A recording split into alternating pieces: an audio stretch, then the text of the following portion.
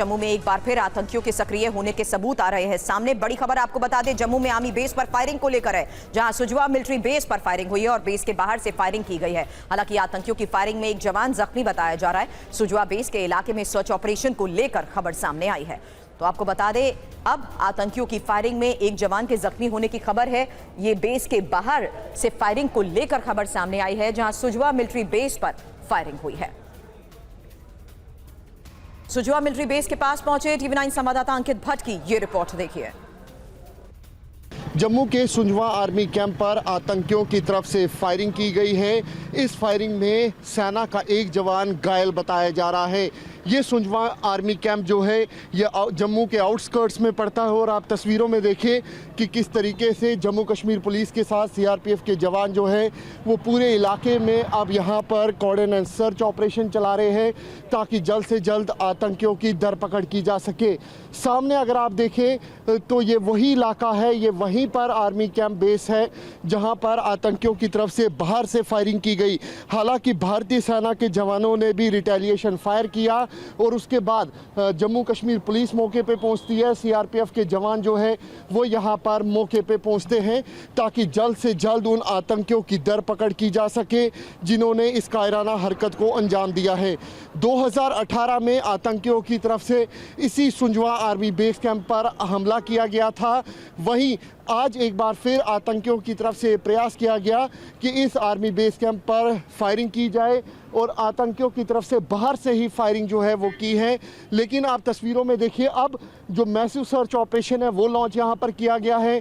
पूरे ये जम्मू से श्रीनगर को नेशनल हाईवे जोड़ता है और इसको पूरी तरीके से फिलहाल यातायात के लिए बंद कर दिया गया है। ये वही इलाका है जहाँ पर लगातार जम्मू कश्मीर पुलिस, भारतीय सेना, CRPF cordon and search operation चला रही है ताकि जल्द से जल्द आतंकियों की धरपकड़ की जा सके। तस्वीरों में आप साफ तौर पे देखिए, जम्मू कश्मीर पुलिस के टॉप ऑफिशियल जो है वो भी यहाँ पर मौके पे पहुँचे हैं और पूरे इलाके में यहाँ पर घेराबंदी जो है वो सेना, जम्मू कश्मीर पुलिस और CRPF की तरफ से की गई है ताकि आतंकी इस इलाके से किसी भी तरीके से भाग ना सके। 2018 के बाद ये आतंकियों की तरफ से दूसरा बड़ा हमला माना जा सकता है क्योंकि आने वाले टाइम पे विधानसभा के चुनाव भी हैं और ऐसे में आतंकी ये चाहते हैं कि एक प्रेजेंस जो है वो यहाँ पर दिखाई जा सके। आज सुबह ही आतंकियों की तरफ से सेना के इस शिविर पर फायरिंग की गई। हालांकि सेना ने जो रिटेलिएशन फायर है वो भी किया। सेना का एक जवान जो है वो इंजर्ड बताया जा रहा है जिसका इस वक्त उपचार चल रहा है। जम्मू कश्मीर पुलिस, CRPF जो है वो लगातार यहाँ पर तैनात की गई है ताकि जल्द से जल्द आतंकियों की धरपकड़ की जा सके। कैमरा पर्सन अनुदीप शर्मा के साथ अंकित भट्ट, TV9 भारतवर्ष के लिए।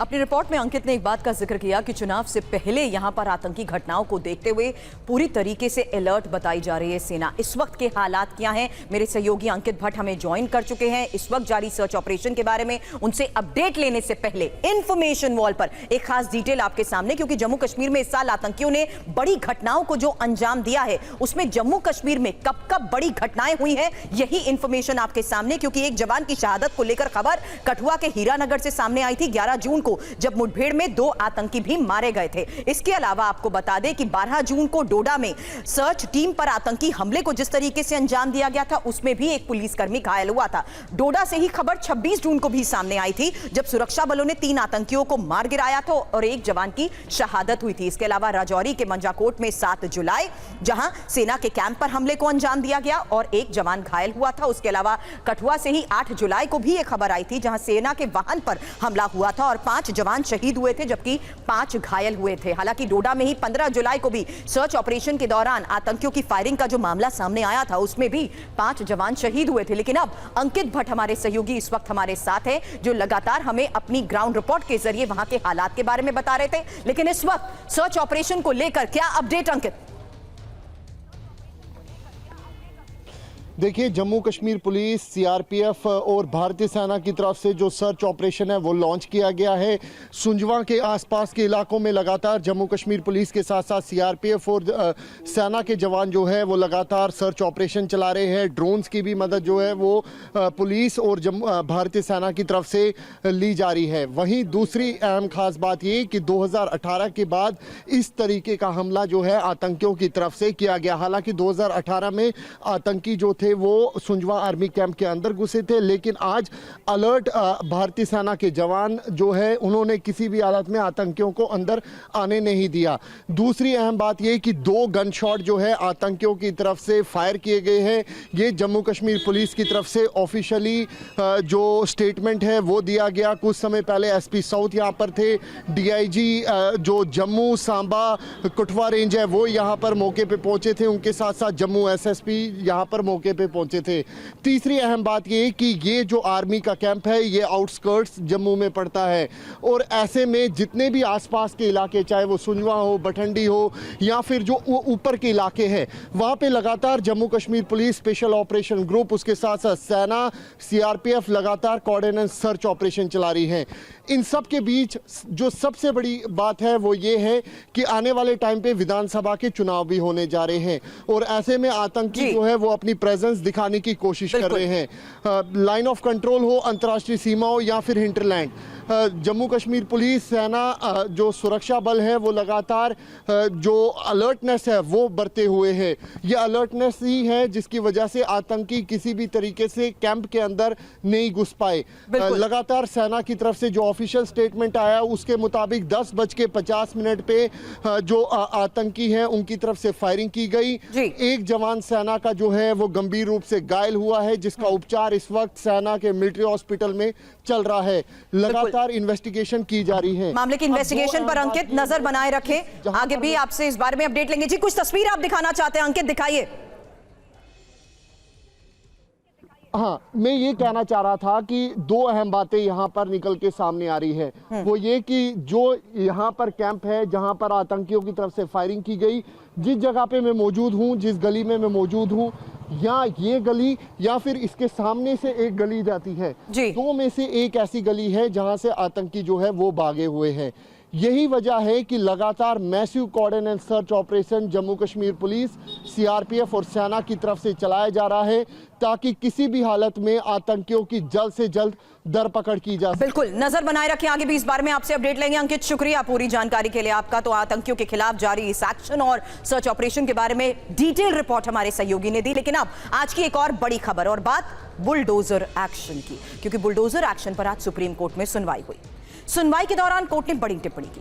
कोर्ट ने कहा कि किसी के घर पर सिर्फ इसलिए बुलडोजर नहीं चलाया जा सकता क्योंकि वो आरोपी है। सिर्फ आरोप के आधार पर बुलडोजर एक्शन कानून के खिलाफ है। बुलडोजर मामले पर अगली सुनवाई सोमवार को है। हालांकि सुनवाई के दौरान सॉलिसिटर जनरल ने दलील दी कि कोई भी बुलडोजर कार्रवाई इसलिए नहीं हुई कि वो आरोपी है, बल्कि कार्रवाई की वजह निर्माण में नियमों की अनदेखी है। आपको बता दें, जमीयत ने अपनी याचिका में कहा था कि बुलडोजर एक्शन सिर्फ मुस्लिम समुदाय के खिलाफ किया जा रहा है और कोर्ट ने दोनों पक्षों से इस पर जवाब मांगा है, जिस पर सोमवार को सुनवाई होगी।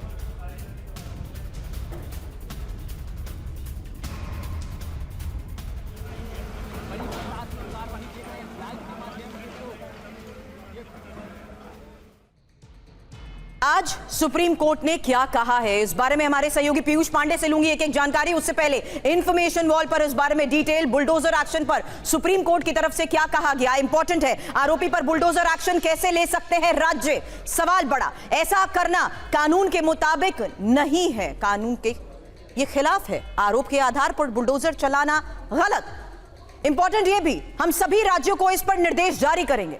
हम अवैध निर्माण का बचाव नहीं कर रहे हैं। ये बड़ी बातें आज सुप्रीम कोर्ट की तरफ से की गई इस टिप्पणी पर और जानकारी के साथ मेरे सहयोगी पीयूष हमें ज्वाइन कर चुके हैं। पीयूष, एक क्लैरिटी चाहूंगी। सवाल उस बुलडोजर एक्शन को लेकर है जिसके आधार पर सवाल उठाते हुए याचिका कोर्ट तक पहुंची। आज कोर्ट ने संज्ञान लेते हुए क्या बड़ी बातें इसको लेकर कही हैं, और सवाल बुलडोजर एक्शन को लेते हुए समझना जरूरी है क्योंकि अब मामले पर अगली सुनवाई सोमवार को। सुरभि, देखिए, इस मामले में सुप्रीम कोर्ट का ये स्पष्ट रुख था कि अगर कोई व्यक्ति किसी अपराध में लिप्त था और उसके खिलाफ आरोप लगाया गया, मतलब ये कि उसके खिलाफ अभियोग चलाया जा रहा है और या फिर वो दोषी भी करार दे दिया गया है, लेकिन इस स्थिति में उसके घर पर बुलडोज़र नहीं चलाया जा सकता, क्योंकि वो एक अलग प्रक्रिया है और बुलडोज़र तभी चलाया जा सकता है जबकि वो घर इनलीगल बना हो या फिर कोई भवन जो है वो अवैध तरीके से बनाया गया हो, सरकारी ज़मीन पर बनाया गया हो या अन्य कोई स्थिति हो जिसकी वजह से म्यूनिसिपल कानून के तहत उसके खिलाफ एक्शन लिया जा सकता है। लेकिन ऐसी स्थिति में नहीं जबकि कोई अपराध में आरोपी बनाया गया हो और ऐसी स्थिति में उसके खिलाफ उसके घर पर बुलडोज़र चला दिया जाए, तो ये गलत है और इस मामले पर सुप्रीम कोर्ट पैन इंडिया दिशा निर्देश जारी करेगा। ये आज सुप्रीम कोर्ट ने स्पष्ट कर दिया है और उसने याचिकाकर्ता के साथ में सभी राज्य सरकारों से जो यहाँ पर पक्षकार थे, यानी कि मध्य प्रदेश, राजस्थान और उत्तर प्रदेश और साथ ही में केंद्र सरकार, तो इस पर वो सुझाव देंगे और इन सुझावों के आधार पर सुप्रीम कोर्ट पैन इंडिया दिशा निर्देश जारी करेगा इस मामले में। चूंकि सुप्रीम कोर्ट ने ये स्पष्ट तौर पर कहा है कि ऐसी गतिविधि और ऐसी कार्रवाई पूरी तरह से उल्लंघन करती है कानून का और राज्य चूंकि कानून को बचाने के लिए हैं, कानून को लागू कराने के लिए हैं, ऐसी स्थिति में अगर वही कानून का उल्लंघन करने लगेंगे तो फिर क्या होगा, ये स्थितियां हैं। जबकि सुप्रीम कोर्ट ने इस मामले में सीधे तौर पर हस्तक्षेप करते हुए मध्य प्रदेश, राजस्थान और उत्तर प्रदेश से जवाब मांग लिया और सुझाव तलब कर लिए। अब वो इस मामले पर पैन इंडिया दिशा निर्देश जारी करेगा और भविष्य में उम्मीद की जाती है कि सुप्रीम कोर्ट जब ऐसे दिशा निर्देश जारी कर देगा तो फिर बुलडोजर एक्शन तभी होगा जबकि कोई भवन गैरकानूनी तरीके से या अवैध तरीके से बनाया गया हो, ना कि किसी के आरोपी बनाए जाने की स्थिति में उसके घर पर बुलडोजर चला दिया जाए। आप हमारे साथ बने रहें। बहुत क्लैरिटी के साथ आपने बता दिया कि आज इस पूरे मामले पर हुई सुनवाई के तहत क्या बड़ी खबर निकलकर सामने आई है, क्योंकि सवाल बुलडोजर एक्शन पर दी गई याचिकाओं के आधार पर सुप्रीम कोर्ट की अब टिप्पणी का है। अब आपको यह भी बता दें कि उत्तर प्रदेश, मध्य प्रदेश, राजस्थान, हरियाणा, दिल्ली ये ऐसे राज्य हैं जहां अवैध इमारतों, घर, व्यावसायिक प्रतिष्ठानों में बुलडोजर चले हैं और बुलडोजर चलने के सबसे चर्चित मामले तो उत्तर प्रदेश में हुए, जहां अपराधियों, गैंगस्टर्स के खिलाफ सबसे ज्यादा बुलडोजर एक्शन हुआ है। कथित अवैध रूप से बनाई गई संपत्तियों को तहस नहस किया गया।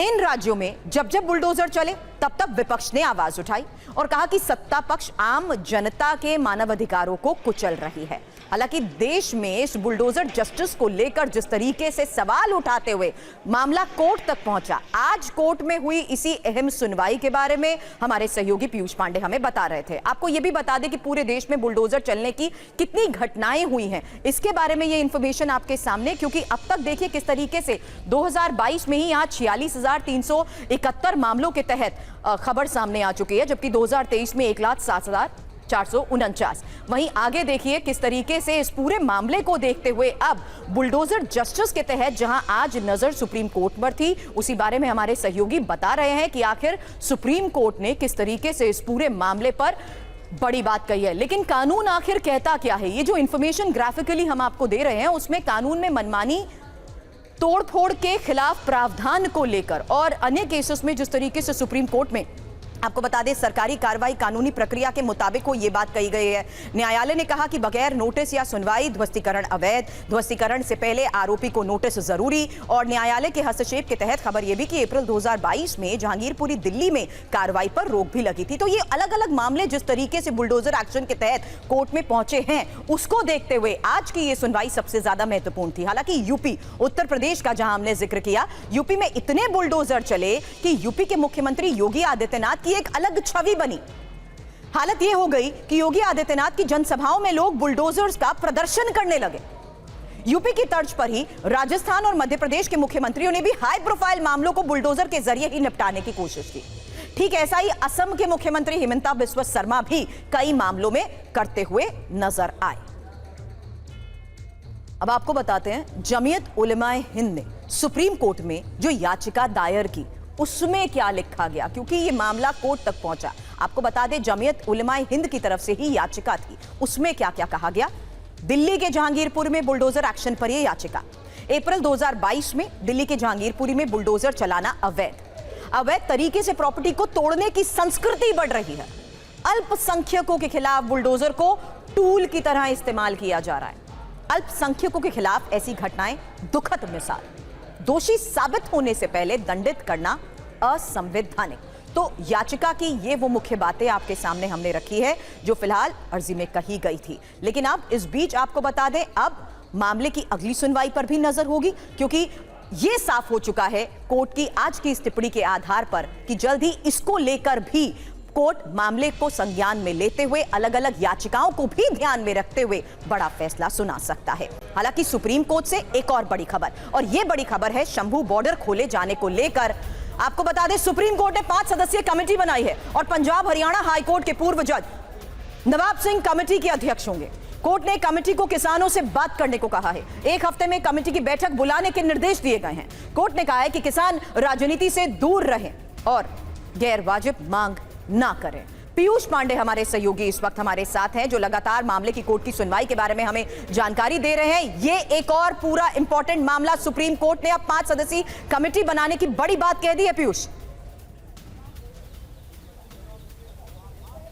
बिल्कुल, देखिए, सुप्रीम कोर्ट ने ये कमेटी गठित कर दी है और इस मामले पर सुप्रीम कोर्ट ने 1 सप्ताह दिया है कमेटी को। वो बात करेगी किसानों से, क्योंकि ये मामला लंबे समय से आप देख सकते हैं कि सुप्रीम कोर्ट में लंबित है। सुप्रीम कोर्ट पिछली 4 कोशिशें कर चुका है कि राज्य सरकारें यानी कि हरियाणा और पंजाब इस पर किसानों से बात करें और जो मार्ग बाधित है, राजमार्ग बाधित है, उसे खोल दिया जाए, लेकिन कोई बात बनती दिख नहीं रही थी। इसी के मद्देनज़र सुप्रीम कोर्ट ने ये कमेटी गठित की, जो कमेटी इस मामले में समाधान और हल निकालने का प्रयास करेगी। इस मामले में किसानों से बातचीत करेगी और किसानों को ये बताएगी कि आखिर सुप्रीम कोर्ट का रुख क्या है और किस तरीके से उन्हें प्रदर्शन करना चाहिए। इस मामले में जब बातचीत हो जाएगी, उसके बाद समिति अपनी रिपोर्ट सुप्रीम कोर्ट के समक्ष पेश करेगी और सुप्रीम कोर्ट इस मामले में आदेश जारी कर सकता है अगली सुनवाई में। अब देखना यह है कि राज्य सरकारों का रुख इस मामले में क्या रहता है, क्योंकि अदालत में भी राज्य सरकारों का रुख बिल्कुल विपरीत दिखा था। कभी पंजाब सरकार हरियाणा पर आरोप लगाती दिखी थी, कभी हरियाणा पंजाब पर आरोप लगाती दिखी थी, लेकिन कोई हल नहीं निकल रहा था। यही वजह थी कि सुप्रीम कोर्ट ने इस मामले में समिति का गठन कर दिया और अब वो समिति किसानों से बातचीत करेगी, हल निकालने का प्रयास करेगी और देखना ये होगा कि समिति की जो कोशिश होगी वो कितनी कामयाब होती है। जी, शुक्रिया पूरी जानकारी के लिए पीयूष आपका। दिल्ली के आम आदमी पार्टी विधायक अमानतुल्ला खान से एनफोर्समेंट डायरेक्टोरेट की पूछताछ जारी है। आपको बता दें, ईडी गिरफ्तार करने मेरे घर आई, अमानतुल्ला की तरफ से कहा गया। हमारी पार्टी को तोड़ने की कोशिश हो रही है। अमानतुल्ला के घर के बाहर पुलिस फोर्स की तैनाती को लेकर भी खबर है।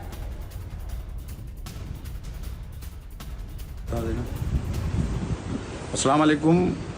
देखिए, इस वक्त जो है 7 बजे हैं और ईडी वाले मेरे घर पे सर्च वारंट के नाम पर मुझे अरेस्ट करने के लिए आए हैं। मेरी मदर इन लॉ, उनको कैंसर है, अभी 4 दिन पहले उनका ऑपरेशन हुआ है, वो भी मेरे घर पर हैं और मैंने इनको लिखा भी था और हर नोटिस का जवाब मैंने इनको दिया है। जब ये मुझे नोटिस कर रहे हैं तो सर्च वारंट के नाम पर सिर्फ इनका मकसद मुझे गिरफ्तार करना है, हमारे कामों को रोकना है।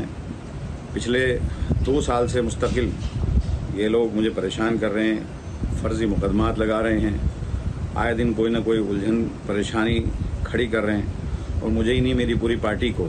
मुख्यमंत्री जी जेल के अंदर हैं, अभी मुख्यमंत्री जेल से आए हैं, संजय सिंह जेल से आए हैं और सत्येंद्र जैन जेल में हैं और अब ये मुझे गिरफ्तार करना चाहते हैं। सिर्फ इनका मकसद है कि हम लोगों को तोड़ना और हमारी पार्टी को तोड़ना।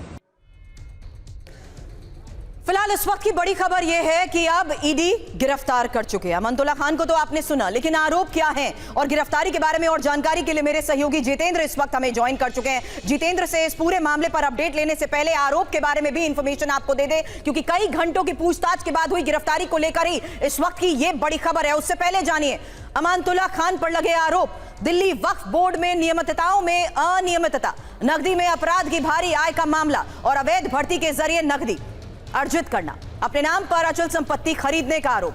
मामले 2018 से 2022 के बीच के बताए जा रहे हैं, लेकिन जिस तरीके से पूरे मामले पर लगातार हुए सवाल जवाब के बाद गिरफ्तारी हुई है, क्या बड़ी खबर आज सामने, क्योंकि यहां तो आरोप भले ही हर बार जितेंद्र इस पूरे मामले की इन्वेस्टिगेशन के दौरान अमानतुल्ला खान की तरफ से साजिश के तहत की जा रही कार्रवाई की बात कही जाती है, लेकिन तथ्य क्या है, इन्वेस्टिगेशन क्या बता रही है? जी बिल्कुल, देखिए ईडी के पास बाकायदा पूरी मनी ट्रेल है। ईडी का साफ तौर पर कहना है कि जिस वक्त एसीबी ने रेड की थी अमानतुल्लाह के करीबियों के यहाँ, बाकायदा वहाँ से एक डायरी बरामद हुई थी। उस डायरी के अंदर तकरीबन 8.5 करोड़ रुपए के लेन देन का जिक्र था और पता चला था कि उस 8.5 करोड़ रुपए से बाकायदा ज़मीनें खरीदी गई हैं। ये जो पैसा था ये आय से अपराध से अर्जित पैसा था और उस पैसे से दिल्ली के अलग अलग इलाकों में बाकायदा करोड़ों की संपत्ति खरीदी गई और उसके बाद उस संपत्ति को गलत तरीके से आगे बेचा भी गया। तो इस तरीके की तमाम वित्तीय अनियमितताएं पाई गई थी और इसके अलावा जो 32 नियुक्तियां हुई थी, उन 32 नियुक्तियों में से जो 5 थे वो अमानतुल्लाह के बेहद करीबी बताए जाते हैं। इन सभी को वक्फ बोर्ड में नियुक्त किया गया था और इसके अलावा जो अन्य 22 लोग हैं बताया जाता है कि वो भी उन्हीं की कॉन्स्टिट्यूएंसी से थे, उनके करीबी थे। तो लिहाजा इस मामले पर बाकायदा सबसे पहले सीबीआई ने साल 2016 में मुकदमा दर्ज किया, उसके बाद साल 2022 में एंटी करप्शन ब्यूरो ने मुकदमा दर्ज किया और जब ये डायरी बरामद हुई जिसमें तमाम वित्तीय अनियमितताएं पाई गई, पूरा मनी ट्रेल पाया गया और जो सीधा अमानतुल्लाह खान से जुड़ता था, तो उसके बाद सीधे तौर पर ईडी ने भी पीएमएलए का केस रजिस्टर किया था और लगातार उस केस की तफ्तीश की जा रही थी।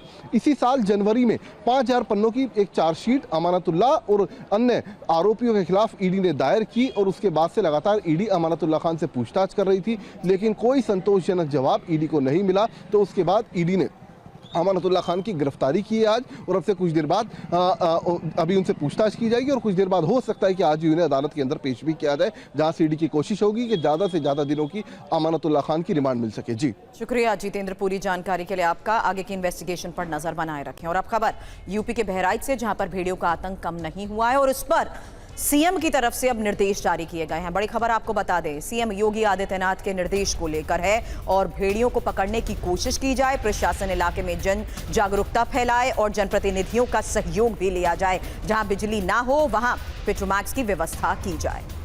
तो लगातार बढ़ रहे इस आतंक के बाद जिस तरीके से घटनाएं कम होने का नाम नहीं ले रही है, हमले लगातार हो रहे हैं, उसके बाद अब सीएम की तरफ से भी इसको लेकर निर्देश दिए गए हैं। आपको बता दें, यूपी के बहराइच में भेड़ियों का आतंक जारी है, जहां अब तक 10 लोगों की मौत हो चुकी है, 50 से ज्यादा लोगों के घायल होने की खबर है।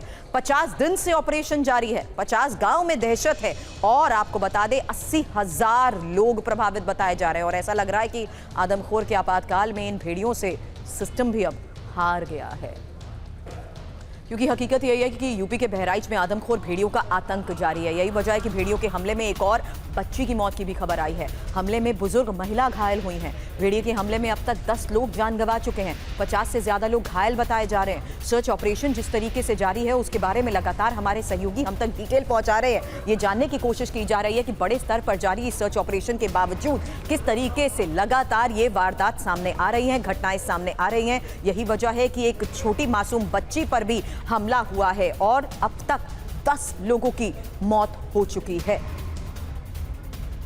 घायल महिला की तरफ से फिलहाल क्या कहा जा रहा है, सुनिए।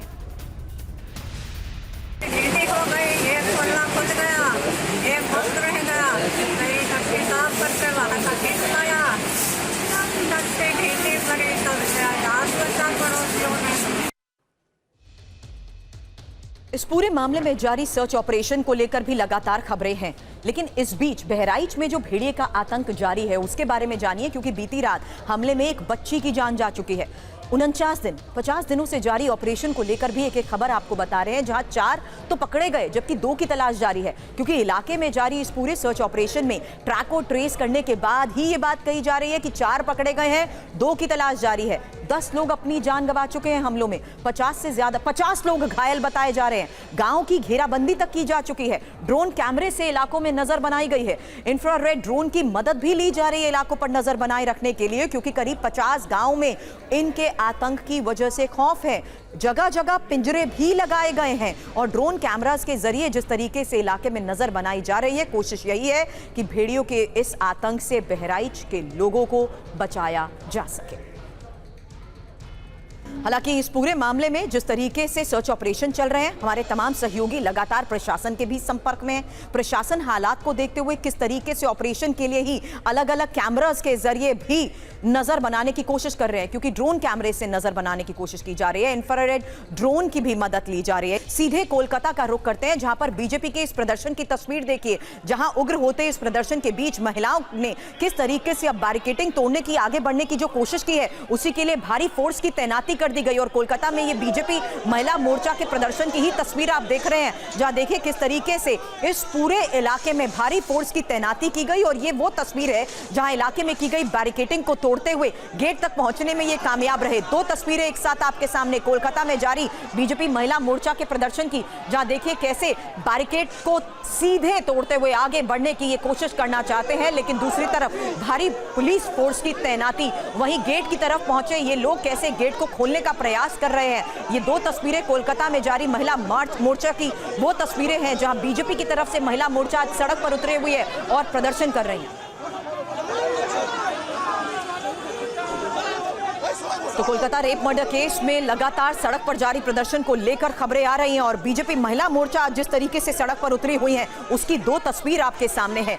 हालांकि जिस तरीके से इंसाफ की मांग इस पूरे मामले पर की जा रही है, हालांकि अब ये वो तस्वीर है जहां आप देख सकते हैं कि किस तरीके से इसी प्रदर्शन को देखते हुए आज भारी तैयारी पुलिस प्रशासन की तरफ से भी की गई। यही वजह है कि इस इलाके के उस हिस्से में पूरे तरीके से बैरिकेड कर लेयर्स ऑफ लेयर बैरिकेडिंग के जरिए इस पूरे रास्ते को ब्लॉक कर दिया गया था। लेकिन ये महिला मोर्चा आगे बढ़ते हुए गेट तक पहुंच गए हैं। रविशंकर दत्ता हमारे सहयोगी इस वक्त हमें ज्वाइन कर चुके हैं। ये स्थिति कहां पर हम देख रहे हैं, क्योंकि ये साफ हो चुका है कि आगे बढ़ते हुए बैरिकेड्स को तोड़ने की ये कोशिश कर रहे हैं रवि और किसी गेट तक पहुंच गए हैं। देखिए, ये पश्चिम बंगाल असेंबली का प्रोटेस्ट चल रहा है, जहां पे बीजेपी का जो एमएलए है उनका ये प्रोटेस्ट चल रहा है और उनका ये जो आजीगर की घटना है उनको लेकर इनका प्रोटेस्ट यहाँ पे हो रहा है। कल असेंबली में बिल आना है कैपिटल पनिशमेंट को लेके, उसको लेके तृणमूल कांग्रेस और जो एमएलए है पश्चिम बंगाल सरकार के वो यहाँ पे तैयारी में है। तो उसको लेके यहाँ पे एक तैयारी हो रहा है, तो उसको लेके एक प्रोटेस्ट चल रहा है बीजेपी की तरफ से, जो कि असेंबली के बाहर हो रहा है। अच्छा, तो आप ये बता रहे हैं क्योंकि इस कानून के तहत जिस तरीके से बिल लाने की तैयारी है उससे पहले बीजेपी महिला मोर्चा इसको लेकर ही सवाल उठा रही है और प्रदर्शन कर रहे हैं। जी बिल्कुल, इसको लेके भी प्रदर्शन हो रहा है और बीजेपी का अलग अलग जगह पे प्रोटेस्ट आज हो रहा है। जैसे कि जूनियर डॉक्टर जो है आरजीकर का, उनका भी आज प्रोटेस्ट है, लालबाजा रविजान है, तो सब मिलके यहाँ पे प्रोटेस्ट तो चल रहा है। लेकिन असेंबली के बाहर जो प्रोटेस्ट चल रहा है वो इसको लेके ही है, नारी सुरक्षा को लेकर। अच्छा, नारी सुरक्षा को लेकर असेंबली के बाहर हो रहे प्रदर्शन के बारे में ही हमारे सहयोगी रविशंकर दत्ता हमें बता रहे हैं कि किस तरीके से महिला मोर्चा, बीजेपी की ये महिला मोर्चा इस वक्त सड़क पर डटी हुई है। और इस बीच एक और बड़ी खबर आपको बता दें, जहां केरल में आरएसएस की बैठक में कोलकाता केस को लेकर चर्चा हुई है और संघ अखिल भारतीय प्रचार प्रमुख का इस पर बयान सामने आया है। सुनिए। We think that there are we need a fast track. So everybody at the moment also for justice, everybody was saying that how the justice process should not be so prolonged. So that is the major issue. So how we can overcome that time gap in delivering the justice, that is the bigger issue. So it will be taken up, and of course different organizations, they will discuss with the legal experts, the ground what the people thought about it, and of course discuss with the government also. फिलहाल इस बीच ये सीधी तस्वीरें आपके सामने जहां Kolkata rape murder case को लेकर BJP का ये प्रदर्शन, महिला सुरक्षा को लेकर प्रदर्शन के बीच ही धक्का मुक्की तक की नौबत आ गई थी। जहां फिलहाल आप देखिए तस्वीरें किस तरीके से सभी अब जमीन पर बैठकर लगातार प्रदर्शन के बीच नारेबाजी कर रहे हैं। और हमारे सहयोगी रविशंकर दत्ता हमें बता रहे थे कि किस तरीके से महिला सुरक्षा की मांग के तहत ही असेंबली का घेराव करने की ये कोशिश की गई है और ठीक असेंबली के बाहर भी ये इस वक्त धरने पर बैठ गए हैं। বিজেপির আন্দোলন চলছে চলবে তৃণমূলের দালাল পুলিশ বাংলা থেকে দূর হটো পুলিশের গুন্ডারাজ মানছি না মানবো না বিজেপি রাজপথে তৃণমূল হুঁশিয়ার বিজেপি রাজপথে পুলিশ তুমি হুঁশিয়ার দিকে দিকে আমাদের আন্দোলন চলছে চলবে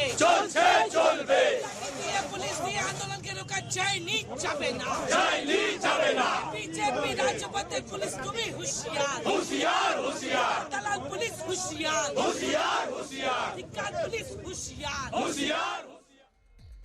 और आज की एक और बड़ी खबर देश के कई राज्यों में आफत की बारिश को लेकर है, जहां तेलंगाना में लगातार हो रही बारिश से जनजीवन बेहाल हो चुका है और लोगों के घरों में भी पानी आ गया है। आपको बता दें, सड़क पर सैलाब जैसे हालात हैं और तेलंगाना के साथ आंध्र प्रदेश में भी 2 दिन से तेज बारिश का कोहराम देखने को मिल रहा है, क्योंकि विजयवाड़ा में भी हर तरफ सिर्फ पानी पानी नजर आ रहा है। घर पानी की इज्जत में नजर आ रहे हैं, गाड़ियां पानी के बीच फंसी हैं, कई जगह लोग पानी के बीच फंसे हुए हैं। राजस्थान के जयपुर में भी भारी बारिश के बाद एयरपोर्ट के अपोश में पानी आ गया है। साथ ही अब यात्रियों को भी काफी परेशानियों का सामना करना पड़ रहा है। गुजरात के बडोदरा से बाढ़ के बीच गरबा करने की भी अब तस्वीरें सामने आई हैं।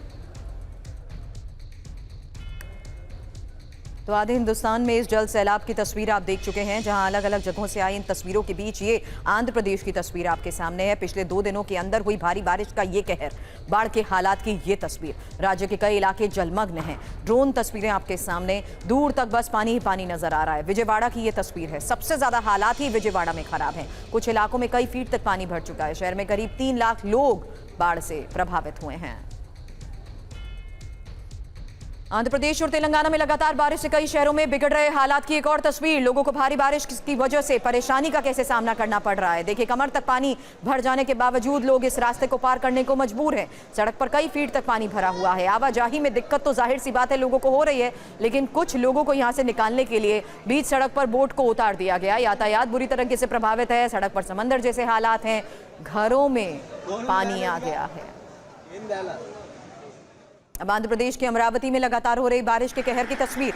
बिगड़ते हालात के बीच तेज बहाव में इस पानी को पार करता ये शख्स, रिहायशी इलाके में पानी तेजी से भर गया है। अमरावती के गांव वेंकट यापलेम की ये तस्वीर है। अचानक आए सैलाब में शख्स बह गया। दरअसल पानी का ये तेज बहाव अचानक आया और सड़क पार कर रहे शख्स को ये अपने साथ बहा ले गया।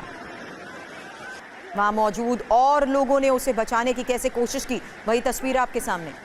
पानी के इस तेज बहाव के बीच दोनों तरफ से इस रस्सी का सहारा लेते हुए लोग जरूर खड़े थे, लेकिन बीच में जैसे ही ये शख्स पहुंचा, पानी का बहाव इतना ज्यादा तेज हुआ कि ये शख्स बह गया। गनीमत रही आगे एक पेड़ था, जिसे पकड़कर युवक ने अपनी जान बचाई और फिर रस्सी के सहारे इस युवक को पानी से बाहर निकाला गया।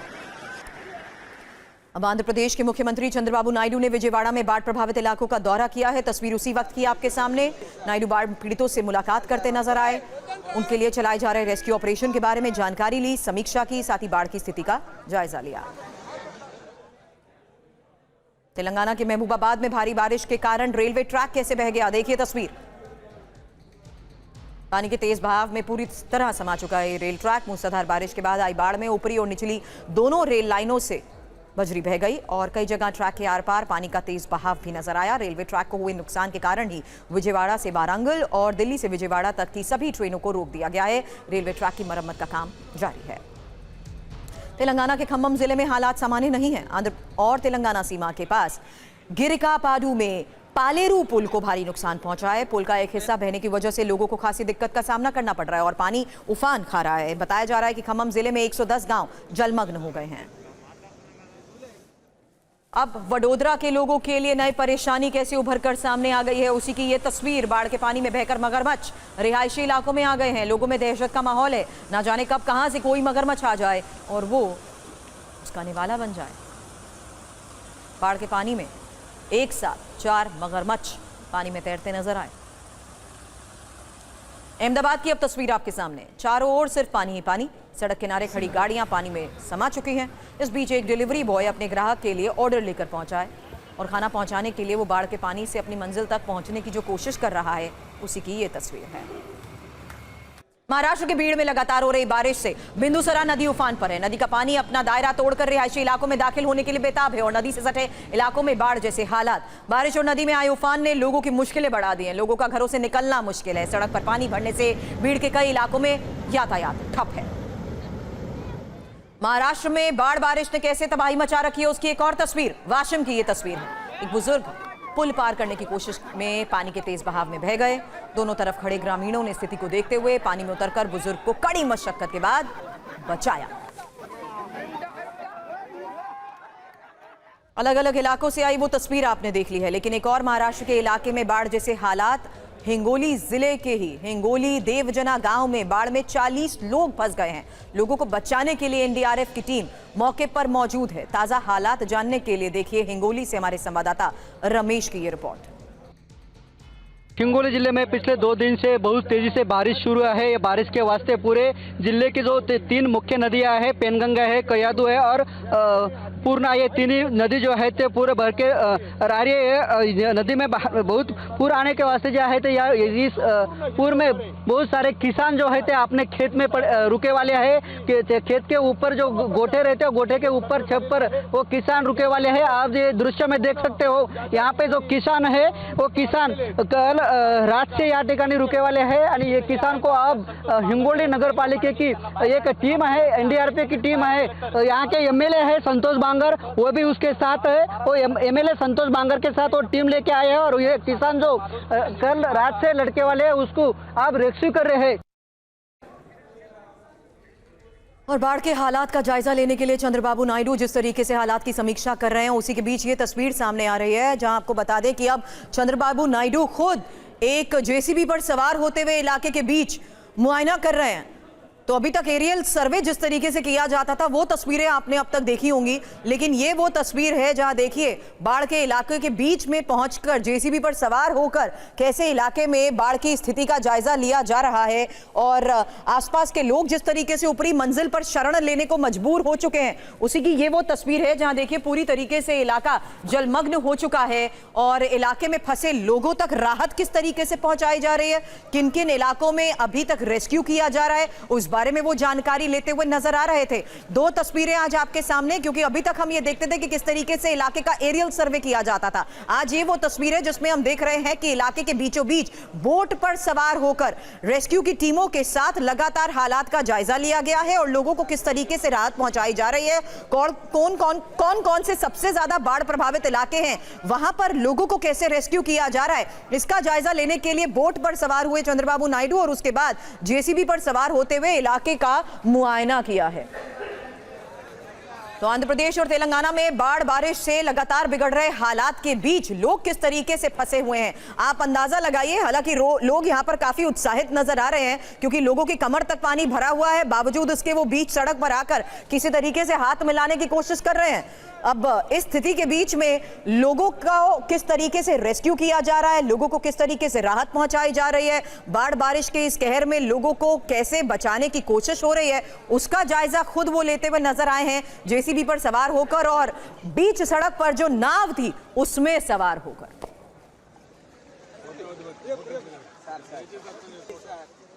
तो लगातार हो रही बारिश के बाद हालात इस कदर बिगड़ चुके हैं कि रिहायशी इलाकों में ज्यादातर लोग फंसे हुए हैं और लोग ऊपरी मंजिल पर शरण लेने को मजबूर हो चुके हैं क्योंकि हर तरफ सड़क पर कमर तक पानी भरा हुआ है, कमर तक पानी भरा हुआ है। वहीं बीच सड़क पर नाव को उतार दिया गया है। मौके पर पहुंची रेस्क्यू टीम्स किस तरीके से अलग अलग इलाकों में लोगों को बचाने के प्रयास कर रही है, उसकी तस्वीर अब देखिए। ये देखिए, अब 4 तस्वीरें एक साथ आपके सामने है। एक तरफ हेलीकॉप्टर से पूरे इलाके का मुआयना जिस दौरान किया गया, ये तस्वीरें सामने आई क्योंकि पूरा इलाका जलमग्न है। वहीं अब विजयवाड़ा की वो तस्वीर देखिए जो आपको बता दें 2 सितंबर की ही ये तस्वीर आपके सामने है, जहां देखिए कमर तक पानी भरने के बाद लोग किस तरीके से ह्यूमन चेन बनाते हुए इस इलाके को पार करने की कोशिश कर रहे थे। लेकिन अब ये 2 तस्वीरें सामने आई है जहां विजयवाड़ा में ही जेसीबी पर सवार होकर बीच सड़क पर नाव में सवार होकर इलाके में जारी रेस्क्यू ऑपरेशन के बारे में भी जानकारी ली गई।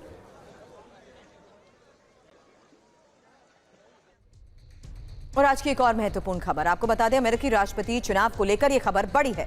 डोनाल्ड ट्रंप और कमला हैरिस को चंदे में मिली भारी राशि।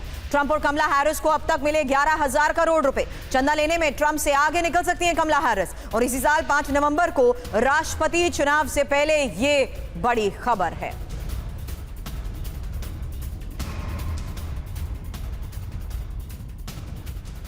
इसी बड़ी खबर पर और इंफॉर्मेशन के लिए मेरे सहयोगी सुमित चौधरी इस वक्त मेरे साथ हैं। उससे पहले इंफॉर्मेशन वॉल पर आपको बता देते हैं अमेरिकी चुनाव में अब तक ट्रंप और कमला हैरिस को किसने कितना चंदा दिया है और अभी और कितना मिलना बाकी है। हालांकि चुनाव से पहले इंफॉर्मेशन वॉल पर सुमित मुझे आइए और ज्वाइन करिए और बता दीजिए ये खबर कितना मायने रखती है, क्योंकि इससे पहले इनकी मुलाकात जिस तरीके से हो रही थी उन मुलाकातों में यही माना जा रहा था कि आखिर किस तरीके से चुनाव से पहले करोड़ों का चंदा हासिल किया जा सकता है। अब इस खबर का मतलब समझा दीजिए, क्योंकि चुनाव में चंदे की ये जंग आखिर है क्या। ये डिटेल जानकारी इंफॉर्मेशन वॉल पर तो रख रही हूं, लेकिन इस जंग का जरा मतलब समझा दीजिए क्या है। देखिए बिल्कुल, अगर आप देखें सुरभि की, ये हमेशा होता है कि अमेरिका के चुनाव में चंदे को लेकर सबसे ज्यादा परसेप्शन खराब की जाती है। ये भी कहा जाता है कि देखिए किसने किस कंपनी से चंदा लिया, उसको कितना फेवर किया। और अभी जो आंकड़े आ रहे हैं ठीक चुनाव से पहले, ये दोनों की तरफ इशारा कर रहे हैं। 1500 करोड़ रुपए आप देखिए कि सह संस्थापक लिंक्डइन की तरफ से दिए गए थे कमला हैरिस को, और यहीं पर कई और डोनाल्ड ट्रंप को भी दिए गए। तो ये निश्चित तौर पर कई ऐसी चीजें हैं जो 1100 करोड़ रुपए के इस चंदे को लेकर इलॉन मस्क के साथ कई में मुलाकात का जिक्र कर रही थी जो ट्रंप ने हाल ही में की थी। बिल्कुल, और इसको लेकर सबसे ज्यादा कहा जा रहा था कि ये एक इंडिकेशन है कि शायद डोनाल्ड ट्रंप यार। तो इस तरीके की परसेप्शन, इस तरीके के इंडिकेशन लगातार मिलते रहते हैं। हालांकि यहां पर देखिए किस तरीके से 800 करोड़ देने का वादा यहां पर किया गया है। ट्रंप समर्थक मानी जाती है, बिजनेस वुमन है मरियम एंडरसन, इनके बारे में इंफॉर्मेशन सामने 800 करोड़ दे चुके हैं फिलहाल कमला समर्थक बिजनेसमैन जॉर्ज सोरोस उन्हें। तो यही मैं आपसे समझना चाह रही थी कि आखिर इस जंग में कितने चंदे की इस जंग में क्या वाकई चुनाव पर इसका सबसे ज्यादा असर एक परसेप्शन के तौर पर भी बदल जाता है? देखिए परसेप्शन दो तरीके की बनती है। पहली परसेप्शन ये कि देखिए किसको कितना चंदा मिल रहा है, ये इंडिकेशन होता है कि वो जीत रहा है। जीत के पैमाने भी चंदे से डिसाइड किए जाते हैं कि देखिए इतना ज्यादा चंदा बिजनेसमैन दे रहे हैं। लेकिन दूसरी तरफ जब अमेरिका की सोसाइटी को आप देखते हैं तो उसमें खास तौर पर बिजनेस लॉबीज ये जानबूझकर इसके सामने आती है कि अगर कौन लीडर कितना चंदा ले रहा है, इससे लोगों के अंदर परसेप्शन क्रिएट की जाती है कि देखिए ये तो कॉर्पोरेट के हाथ की कठपुतली। और ये दोनों तरफ अगर आप देखें ये इसी तरीके की इंटरेस्टिंग टर्नओवर इसे माना जा सकता है। हालांकि thank you for your patience Sumit. एक बड़ी खबर का इस बीच में रुख करना चाहूंगी। हालांकि खबर यह है कि माता वैष्णो देवी भवन मार्ग पर लैंडस्लाइड हुआ है। तो अब इस वक्त ये बड़ी खबर आ रही है माता वैष्णो देवी भवन मार्ग पर लैंडस्लाइड को लेकर। हालांकि लगातार बिगड़ते हालात के बीच में वहां पर स्थिति का लगातार मुआयना भी किया जा रहा था और माता वैष्णो देवी भवन मार्ग पर जिस तरीके से यात्री सफर करते हैं उनकी सुरक्षा को देखते हुए भी वहां पर स्थिति का जायजा लिया जा रहा था। लेकिन अब ये तस्वीर भी सामने आ रही है भवन मार्ग पर लैंडस्लाइड को लेकर। ये तस्वीर कटरा के माता वैष्णो देवी भवन मार्ग पर हुई लैंडस्लाइड की ही तस्वीर आपको हम दिखा रहे हैं, जहां इन तस्वीरों के जरिए अंदाजा लगाइए कि लैंडस्लाइड की वजह से इस पूरे रूट पर किस तरीके से नुकसान पहुंचा है। और लैंडस्लाइड की वजह से ही इसी जगह पर राहत बचाव कार्य भी अब शुरू हो चुका है। ये खबर इस वक्त इन तस्वीरों के जरिए आप अंदाजा लगाइए कि किस तरीके से माता वैष्णो देवी भवन मार्ग की तरफ जाने का ये जो पूरा रास्ता है वहां पर हुई लैंडस्लाइड की ये तस्वीर सामने आ रही है। कटरा के पंछी हेलीपैड के पास लैंडस्लाइड हुआ है। ये इस वक्त की ये लेटेस्ट न्यूज आपको बता दें, जहां पर अब राहत और बचाव का कार्य भी शुरू हो चुका है। इस वक्त की स्थिति के बारे में मेरे सहयोगी अंकित भट्ट हमें और जानकारी देंगे। बताएं अंकित। देखिए ये यात्रा का ट्रैक है पंछी हेलीपैड के पास, हेमकोटी मार्ग इसे बोला जाता है। और इसी यात्रा ट्रैक के पास जो है वो लैंडस्लाइड हुआ है। जो सूत्र है वो बता रहे हैं कि 3 से 4 यात्री जो है वो फंसे हुए हैं और वहीं जो साइन बोर्ड की तरफ से राहत बचाव कार्य जो है वो शुरू किया गया। जो जानकारी मिल रही है उसके मुताबिक जो बारिश है वो लगातार ट्रैक पर हो रही थी और अचानक से लैंडस्लाइड के कारण जो है वहां पर जो लैंडस्लाइड है ट्रैक के ऊपर लैंडस्लाइड आती है। और ये बताया जा रहा है कि 3 से 4 यात्री जो है इस लैंडस्लाइड में फंसे हुए हैं, जिसके लिए लगातार जो रेस्क्यू ऑपरेशन है वो अब साइन बोर्ड की तरफ से शुरू किया गया है। जी, लेकिन इस वक्त की स्थिति को देखते हुए क्या यात्रा को भी थोड़ी देर के लिए रोक दिया गया है अंकित? देखिए जो दूसरा ट्रैक है वहां से लगातार जो यात्रा है वो चल रही है, लेकिन ये अभी बताना जल्दबाजी होगा कि क्या यात्रा को रोक दिया गया है। लेकिन भारी लैंडस्लाइड जो है वो वहां पर हुई है। हालांकि साइन बोर्ड की तरफ से साफ किया गया है कि जो राहत का बचाव कार्य है वो रेस्क्यू ऑपरेशन जो है वो शुरू कर दिया गया है। जो जानकारी हमारे पास आ रही है उसके मुताबिक लगातार बारिश हो रही थी और अचानक से लैंडस्लाइड जो है वो वहां पर होता है। और इसी बीच में 3 से 4 यात्री जो हमारे पास जानकारी सूत्रों के मुताबिक आ रही है उसके 3 से 4 जो यात्री हैं वो वहां पर। अब कैसे लोगों को यहां पर बचाने की कोशिश की जा रही है? 2 से 3 लोग अगर बताया जा रहा है कि इस लैंडस्लाइड की चपेट में आए हैं, तो राहत बचाव काम शुरू हो चुका है। इस पर आगे आपको अपडेट करेंगे। एक बार फिर से हम पश्चिम बंगाल का रुख करते हैं, जहां पर आपको बता दें लगातार हो रहे प्रदर्शन के बीच ये तस्वीरें सामने आ रही हैं।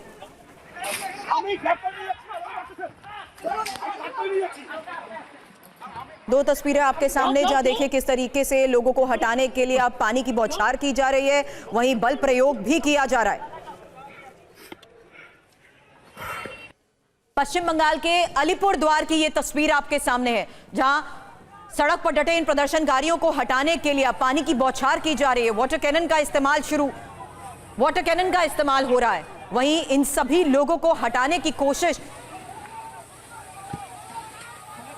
अलीपुरद्वार की ये तस्वीर आप पश्चिम बंगाल की देख रहे हैं, जहां पर एक बार फिर से प्रदर्शन को लेकर लोग सड़क पर डटे और इन्हीं प्रदर्शनकारियों को हटाने के लिए अब वाटर कैनन का इस्तेमाल किया जा रहा है। वहीं एक और ऐसी तस्वीर सामने आई जहां देखिए किस तरीके से इन सभी लोगों को हटाने की जब कोशिश हुई तो आमने सामने की इस जंग में पुलिस वाले भी घायल हुए हैं। हालांकि बल प्रयोग शुरू कर दिया गया इन लोगों के ऊपर। देखिए किस तरीके से हाथों में लाठी लिए, डंडे लिए इन सभी लोगों को इलाके से हटाने का प्रयास हुआ। इस बीच लोगों को, जो महिला मोर्चा यहां पर बीजेपी प्रदर्शन कर रही थी, उन्हीं को अलीपुरद्वार से हटाने का प्रयास किया गया और बसों में भरकर इन्हें इलाके से हटा दिया गया है।